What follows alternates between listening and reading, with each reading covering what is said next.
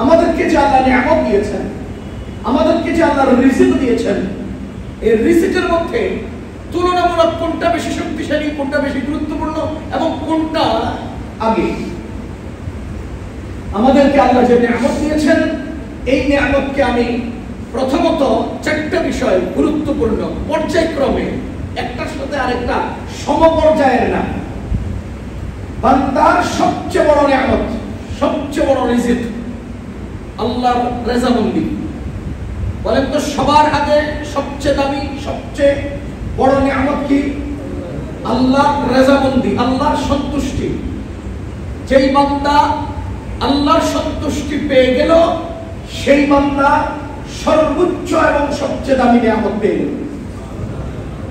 এজন্য নবীজি আমাদেরকে দোয়া শিখিয়েছেন, তোমরা আল্লাহর কাছে চাও, আল্লাহুম্মা ইন্নী আসআলুকা রিদাকা, হে আল্লাহ আমি আপনার কাছে আপনার সন্তুষ্টি কামনা করছি।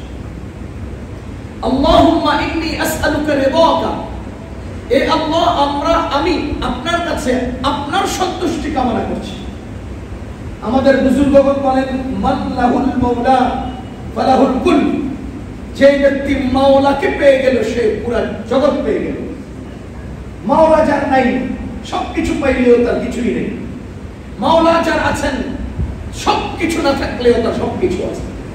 মান লাহুল মাওলা ফালাহুল কুল। এজন্য সবার আগে সবচেয়ে দামি নিয়ামত কি? বলেন আল্লাহর সন্তুষ্টি। বলেন না আল্লাহর সন্তুষ্টি।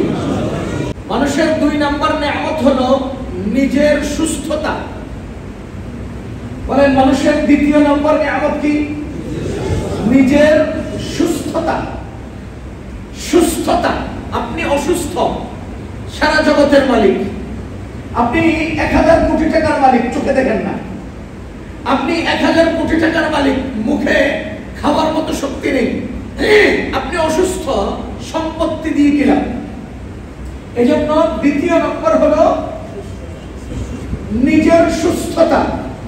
বলেন নিয়ামতের 2য় নম্বর স্তর কি? নিজের সুস্থতা। দুঃখজনক বিষয়, আমরা কি করি?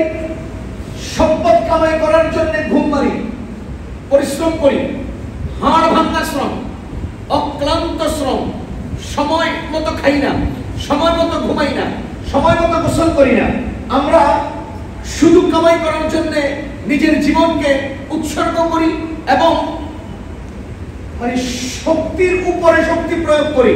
কি করি? টাকা কামাই। এরপরে কি হয়? অসুস্থ হয়ে যায়। এরপরে কি করি? ডাক্তারের সিরিয়াল দেই। কি করি?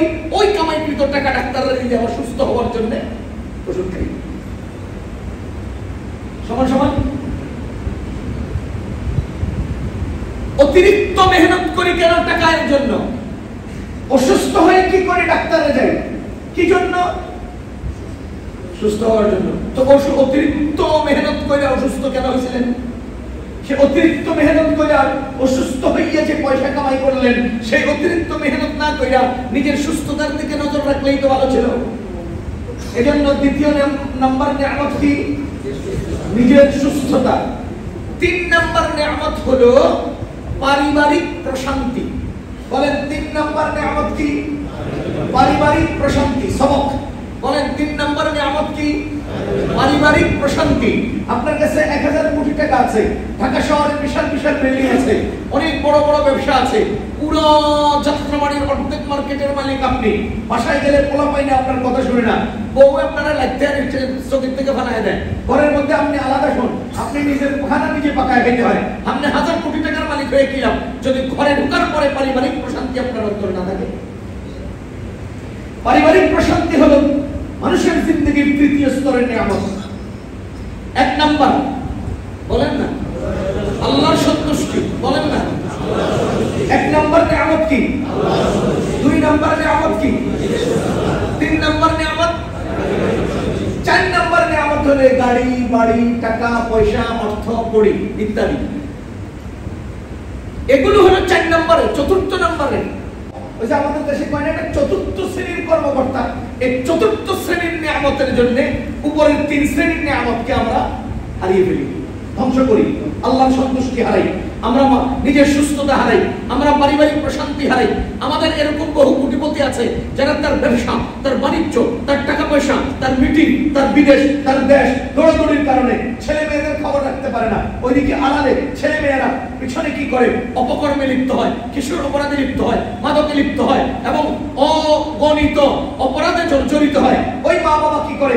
ওই মা বাবা তার ব্যবসা বাণিজ্য নিয়ে ব্যস্ত, ওই মা বাবা তার চতুর্থ শ্রেণীর অর্থকরীর পিছনে দৌড়াদৌড়ি করছে, অথচ তার সহায়, তার সম্পদ, তার সন্তান, তার পরিবার, তার সব কিছু শেষ, সুস্থতা শেষ, আল্লাহ সন্তুষ্টি শেষ, নিজের সন্তানাদি শেষ, পরিবার শেষ।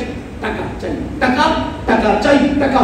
আল্লাহ বলেন লা তুলহিকুম আমওয়ালুকুম, তোমাদের সম্পদ, তোমাদের সন্তান আন যিকরিল্লাহ, তোমাদের রবের সন্তুষ্টি থেকে যেন বিমুখ না করে দেয়, তোমাদের রবকে যেন ভুলিয়ে না দেয়।